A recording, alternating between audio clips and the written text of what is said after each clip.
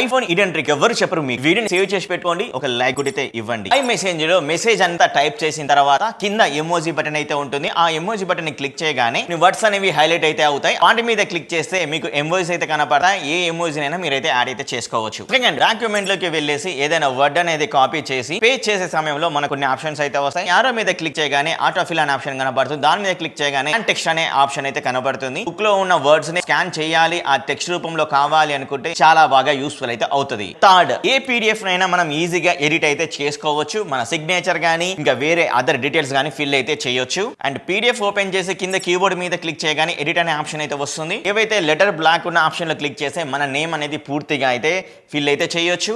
Pencil మీద click చేయగానే add signature అనే ఆప్షన్ అయితే వస్తుంది. మన యొక్క సిగ్నేచర్ ని యాడ్ అయితే కూడా చేసుకోవచ్చు. అలాగే ఆ సిగ్నేచర్ అనేది పెద్దగా చిన్నగా చేసుకొని మీ యొక్క సిగ్నేచర్ ని ఎక్కడైనా పెట్టుకోవచ్చు. కంటెంట్ వస్తే ఫాలో అయ్యి ఉన్న ప్రతి ఒక్క ఫ్రెండ్ కి షేర్ అయితే చేయండి. అండ్ సెకండ్ ఎపిసోడ్ కోసం వెయిట్ చేయండి.